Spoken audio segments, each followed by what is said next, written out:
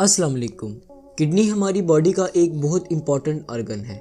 Kidney filter के तौर पर एक्ट करती है और हमारे ब्लड में मौजूद तमाम हार्मफुल सब्सटेंसेस को निकाल कर यूराइन की शक्ल में तब्दील करती है।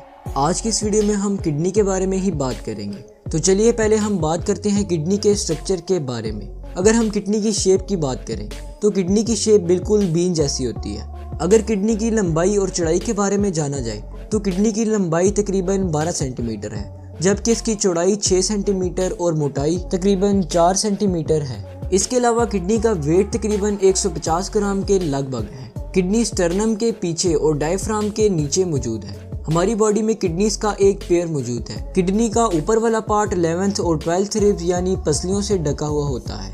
राइट किडनी लिवर की वजह से लेफ्ट किडनी से थोड़ा सा नीचे मौजूद है।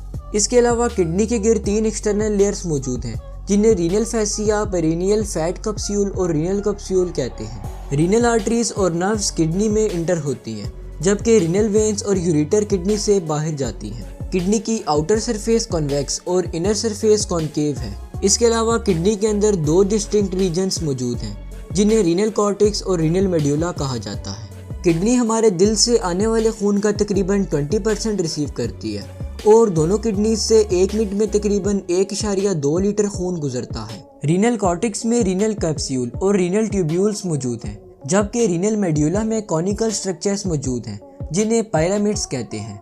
तमाम पायरामिड्स रीनल पेल्विस में जाकर इकट्ठे होते हैं। किडनी का बेसिक स्ट्रक्चरल और फंक्शनल यूनिट नेफ्रॉन है। किडनी में लगभग 1 मिलियन नेफ्रॉन्स मौजूद हैं। नेफ्रॉन के फर्दर 2 पार्ट्स हैं, जिन्हें रीनल कॉर्पसल और रीनल ट्यूब्यूल्स कहते हैं। इन पार्ट्स का जिक्र हम पहले भी रीनल कॉर्टेक्स में कर चुके हैं।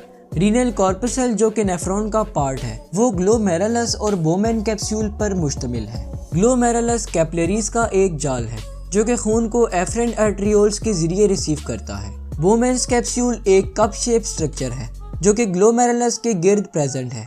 बोमेन्स कैप्सूल के सेल को पोडोसाइट्स कहते हैं। कैपिलरीज में मौजूद पोर्स और पोडोसाइट में मौजूद गैप किसी भी सब्सटेंस को ब्लड प्लाज्मा से बोमेन कैप्सूल में आने की इजाजत देते हैं। इसके अलावा रीनल ट्यूब्यूल 4 पार्ट्स पर मुश्तमिल है, जिन्हें proximal convoluted tubules, loop of Henle, distal convoluted tubules और कलेक्टिंग डक्ट्स कहते हैं। प्रॉक्सिमल कन्वोल्यूटेड ट्यूब्यूल नेफ्रॉन का सबसे लंबा पार्ट है। प्रॉक्सिमल कन्वोल्यूटेड ट्यूब्यूल में माइक्रोविलाई मौजूद हैं। माइक्रोविलाई सरफेस एरिया को इंक्रीज करते हैं और रीअब्जॉर्प्शन में हेल्प करते हैं। इसके अलावा loop of Henle U shape tube है। डिस्टल कन्वोल्यूटेड ट्यूब्यूल बहुत ज़्यादा डिस्टल है। इसके अलावा distal convoluted tubules collecting duct में जाकर इकट्ठी होती हैं। नेफ्रॉन की 2 क्लासेस हैं, जिन्हें कार्टिकल नेफ्रॉन और जस्टा मेडुलरी नेफ्रॉन कहते हैं। 70 से 80% नेफ्रॉन ह्यूमन किडनी में कार्टिकल है, जबकि जस्टा मेडुलरी नेफ्रॉन्स हमारी किडनी में 20 से 30% मौजूद है। जस्टा मेडुलरी नेफ्रॉन्स का लूप ऑफ हेनले बहुत लॉन्ग होता है। अब हम बात करते हैं किडनी के कुछ मेन फंक्शंस पर। किडनी का सबसे मेजर फंक्शन यूरिन फॉर्मेशन है। यूरिन फॉर्मेशन के 3 की प्रोसेसेस हैं, जिनमें अल्ट्राफिल्ट्रेशन, सेलेक्टिव रीअब्सॉर्प्शन और ट्यूब्यूलर सिक्रीशन शामिल है। अल्ट्राफिल्ट्रेशन में प्रेशर के जरिए फिल्ट्रेशन की जाती है। इफरेंट आर्टरियोल्स का डायमीटर एफरेंट आर्टरियोल्स की निस्बत आधा होता है। एफरेंट आर्टरियोल्स खून को कैपिलरीज तक पहुंचाती हैं, जबकि इफरेंट आर्टरियोल्स खून को कैपिलरीज से दूर लेकर जाती हैं। एफरेंट आर्टरियोल्स और इफरेंट आर्टरियोल्स के डायमीटर की फ़र्क की वजह से ग्लोमेरुलस का ब्लड प्रेशर बहुत हाई हो जाता है। 20% ब्लड प्लाज्मा ग्लोमेरुलस में फिल्टर हो जाता है और बोमेन कैप्सूल में चला जाता है। इस फ्लूइड को ग्लोमेरुलस फिल्ट्रेट का नाम दिया जाता है, जिसकी कंपोजिशन में glucose, amino acid, vitamins, ions, nitrogenous waste, कुछ हार्मोन्स और वाटर शामिल हैं। यूरिन फॉर्मेशन का दूसरा की प्रोसेस यानी कि selective reabsorption proximal convoluted tubule में होता है।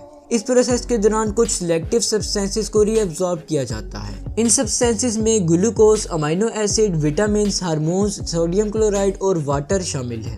तकरीबन 80% glomerulus filtrate proximal convoluted tubules में रीअब्जॉर्ब कर लिया जाता है। यहाँ एक हार्मोन ADH यानी एंटी डायूरेटिक हार्मोन भी बहुत अहम रोल प्ले करता है।